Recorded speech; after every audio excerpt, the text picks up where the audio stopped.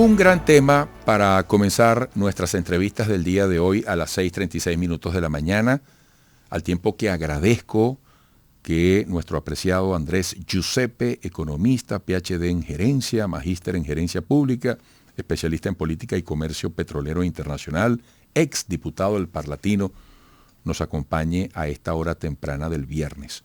Andrés, gracias, bienvenido. Gracias por la invitación. Mira, Andrés, veo que el micrófono no está apuntando hacia ti.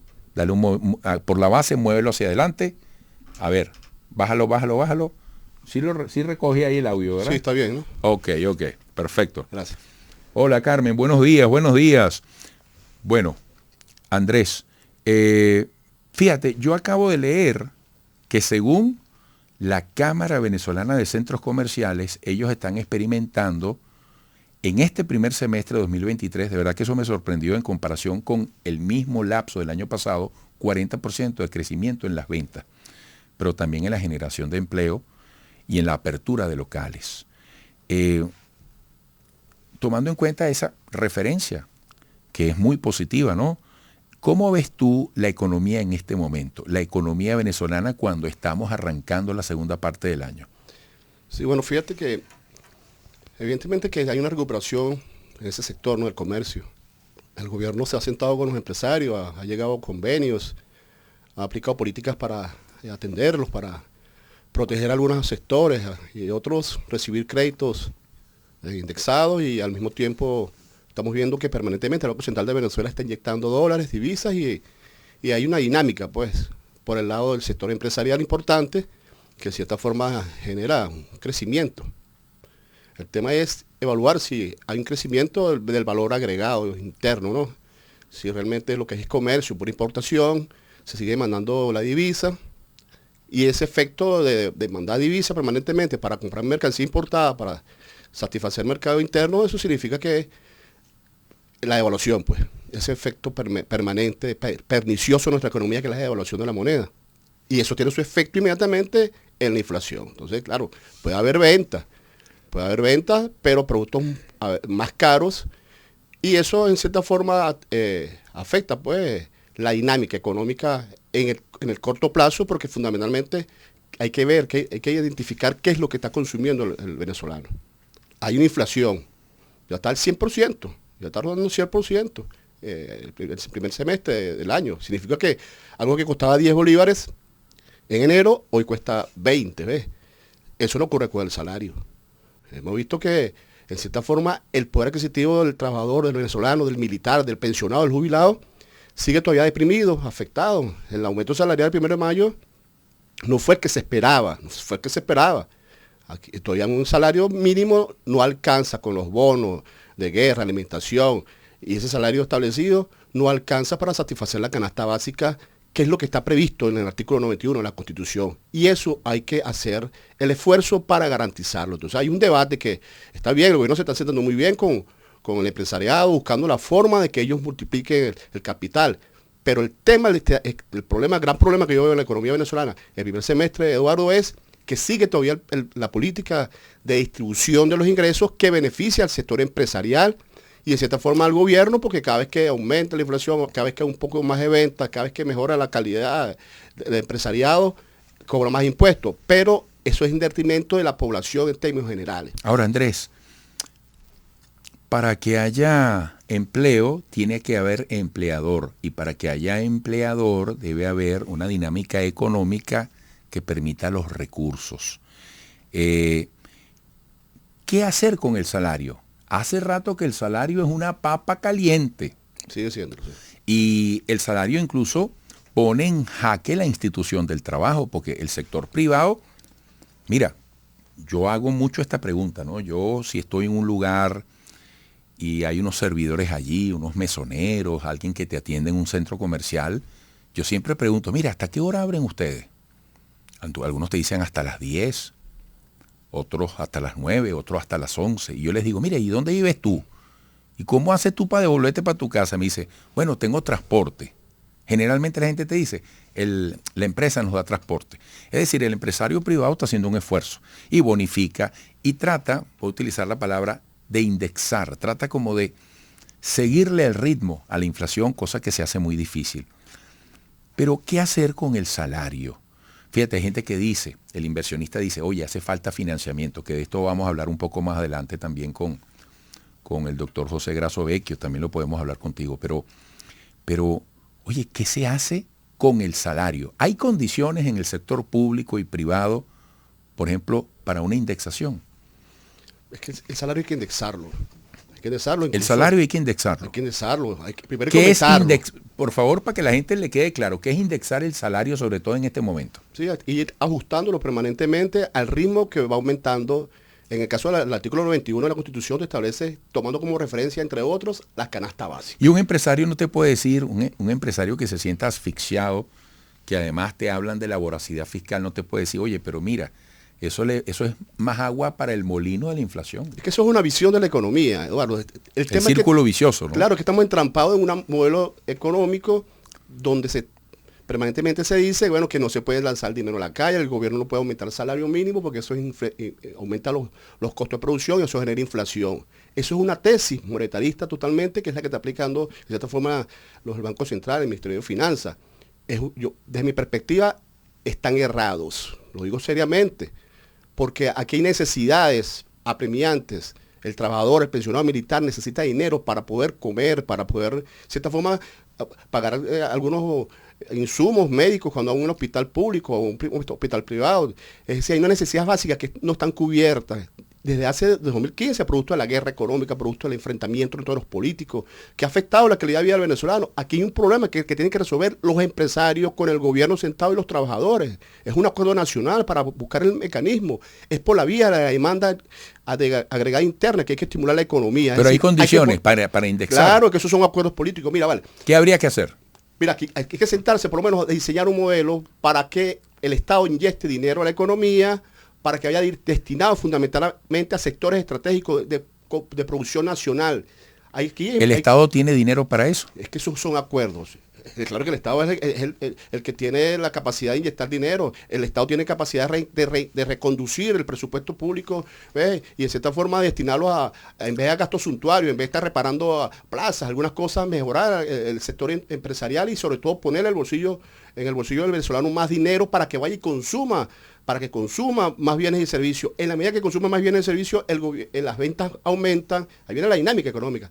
Las ventas aumentan, inmediatamente el gobierno recauda más impuestos y el gobierno, a través de los impuestos que recauda de la dinámica económica, no esperando que aumente el precio del petróleo. Bueno, vamos a esperar que aumente el precio del petróleo para que tengan más ingresos, para poder inyectárselo los dólares a los empresarios para que hagan lo mismo de siempre, para que salgan a importar mercancía, para vender. Es verdad, el comercio, tú ves tiendas full de zapatos de 5 dólares, 10 dólares, pero vacía. La gente no tiene capacidad de compra. Sí, señor, estoy de acuerdo contigo. Entonces, estoy de acuerdo contigo. Hay un acuerdo, mira, yo digo, pero hay modelos de economía. Estos días escuchaba a Bernal diciendo, hay que seguir el modelo chino. El modelo chino tiene sus bondades desde el punto de vista industrial, es una economía creciente, pero son 1.400 millones de habitantes. El salario mínimo ya son 300 dólares más o menos. Pero y Suiza, en Suiza el salario mínimo es 4.300 euros. Así en Italia, así, es decir, hay economías que tienen modelos, para terminar esta idea. En Suiza, por ejemplo, se ponen de acuerdo, allá la población hasta vota el salario. Los sindicatos llegan a acuerdo y le ponen el referéndum para que la población decida si el salario es justo o no justo, y un debate nacional. Y ese debate. Cuando tú dijiste la gente vota el salario, yo lo había entendido con B alta. No, es con B pequeña. Vota en un referéndum el salario okay. que se establece entre los sindicatos, entre el gobierno, y la gente es la que decide si vale, porque la gente en eso, de un punto de vista racional, los empresarios salen a defender por medio de comunicación la posición que dicen, bueno, si me meten ese salario no voy a generar empleo, voy a quebrar, y entonces ese debate permite que la dinámica se mejore. Mientras que el gobierno no puede estar entrampado, que es el que decide solamente cuándo aumentar los salarios, porque estamos viendo que el salario mínimo no cubre la canasta básica, la población está sufriendo, y está la gente que lea los sindicatos que están en la calle, que lean los sindicatos de educadores, que vean los sindicatos de salud, ahora, que entiendan lo que está pasando en la economía. Andrés, en la complejidad de esto, háblame del dólar y el bolívar. Por ejemplo, no todo el mundo gana en bolívares. Así es. Todos los precios están fijados en dólares. Y el gobierno ha hecho un esfuerzo, vamos a decirlo así, para incentivar el manejo del bolívar. Pero lo cierto es que el bolívar sigue muy débil delante del dólar. A la hora de hablar de indexación del salario, estas variables del dólar versus el bolívar, oye, que para el empresario no es fácil. Porque fíjate, te hago esta pregunta que es una papa caliente. ¿Tú estás de acuerdo en que se debe tomar en cuenta dentro de las prestaciones sociales los ingresos o las bonificaciones en dólares que las empresas pueden estar dando? Pero eso es una lucha. Esa es la lucha que se está dando ahorita en la tema calle. difícil, ¿no? No, porque eso está en la Constitución, eso está en la ley del trabajo. Aquí lo único que tiene que hacer el gobierno es ponerse al día, dejar de estar omitiendo el cumplimiento de la ley, dejar de estar omitiendo el cumplimiento de la Constitución producto de las circunstancias. Mira, hay países que están sancionados, bloqueados igual que Venezuela, y ellos nunca relajaron las leyes que benefician a los trabajadores. Tristemente en Venezuela ha ocurrido eso, es un problema que hay que resolver. Se dejó caer el salario mínimo desde el 2015, ¿ves? Por debajo de lo que establece la Constitución. La Constitución es un mandato, ¿vale? Eso hay que cumplirla. Los presidentes y los gobiernos juran cumplirla. Y si tú no la cumples, entonces generan una necesidad a la población. Y hemos visto que el salario mínimo representa apenas como el 5%, ¿ves? Ahora, prácticamente para cerrar, porque se agota el tiempo, Andrés Giuseppe, economista, PhD en gerencia, magíster en gerencia pública, especialista en política y comercio petrolero internacional, ex diputado del Parlatino. Ustedes están por introducir un documento a propósito de una solicitud de indexación salarial. Sí, entonces fíjate, en los debates... Por favor, danos esa noticia porque eso puede ser titular. Mira, sí, hay un grupo que se ha venido organizando. ¿Qué grupo? ¿Cómo se llaman? ¿Cómo se denomina? El Frente Popular para la Defensa del Salario. Hay gente intelectual, hay gente de base, hay gente, líderes comunitarios, líderes de base. Está el diputado Tony Bosa, hay que decirlo, que es diputado de la Asamblea Nacional. Ahí está Juan Carlos Valdés. Hay otras personas como... reconocidos como Pascualina Curcio, María Alejandra, es decir, un grupo de gente de base que está preocupado por el tema del salario y han visto la necesidad de defender primero el artículo 91 de la Constitución. Y la semana que viene van a ir al tribunal, tengo entendido, el viernes que viene a introducir un documento allí para solicitar que se restituya los derechos. Y también están exigiendo que se salaricen las bonificaciones, porque ya es un mandato, ya es un derecho adquirido, porque la ley te establece que una vez que tú comienzas a pagar bonos y bonos, ya con el tiempo, al ser recurrente, al ser ya algo prácticamente cotidiano, los bonos deben pasar a ser parte de los salarios. Es decir, el gobierno tiene que ese recurso... Pero los sectores productivos, vamos a hablar por ejemplo del sector privado y vamos a hablar de la administración pública, ¿están en condiciones para aplicar estas medidas que ustedes plantean? Claro que hay condiciones. El gobierno tiene que buscar mecanismos de hacer una redistribución de los ingresos. ¿Y el sector privado? Nacional. Claro, que es te estoy diciendo, tiene que sentarse los empresarios, el gobierno, a ver, incluso el gobierno... Fíjate, tiene aquí no que se habló de indexar el bono de alimentación y eso quedó pendiente. No, sí lo están cumpliendo. Por lo menos este mes pasado lo indexaron, el bono de alimentación, el bono de guerra económica.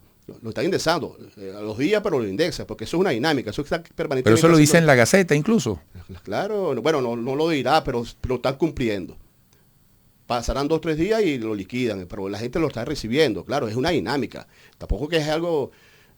hay que acoplarlo, es un sistema nuevo que necesita algo técnico. Esa es mi consulta, que tú estás planteando, por supuesto, condiciones muy interesantes y convenientes para el sector laboral, claro, enmarcadas en el derecho. El asunto es de qué manera tienen viabilidad en este momento económico. Sí, tienen viabilidad, hay forma. El gobierno tiene formas de generar dinero, tiene formas de generar estrategias, bonificaciones, compromisos. El Estado tiene que asumir los pasivos laborales que tiene con los trabajadores, tiene que buscar formas, reingeniería financiera. Tiene que poner a la gente más inteligente del Ministerio de Finanzas, del CENIA, del Banco Central, a pensar mecanismos para generar dinero en la economía interna, sin la necesidad de esperar que algún día la industria petrolera arranque. Es una necesidad poner los cerebros pensantes ahí a buscar mecanismos de generar instrumentos financieros, de la bolsa de valores, unas empresas del Estado darles acciones a los trabajadores. Por ejemplo, si tú crees que Sidol tiene una deuda, un pasivo laboral inmenso con los trabajadores, entonces tienes que agarrar y, bueno, darle unas acciones a Isidoro, así como una vez estuvo privatizada. Es decir, hay que buscar formas de subsanar esa deuda laboral, esa deuda social que ha generado mucha crisis en nuestro país, sobre todo han puesto a sufrir a nuestros trabajadores. Bueno, vamos a estar en contacto, vamos a estar pendientes del documento que van a introducir la semana que viene. Está previsto entregar viernes, o sea, dentro de una semana. Sí, Frente Popular para la Defensa del Salario va a solicitar pues, que el tribunal simplemente que cumpla. ¿Dónde lo van a introducir? en el Tribunal Supremo de Justicia. Está previsto. Bueno, estaremos muy atentos. Gracias, Andrés, por venir. Gracias a ti. Hasta pronto. Andrés Giuseppe, economista, PhD en Gerencia Política y Comercio Petrolero Internacional, fue diputado al Parlatino. Volveremos.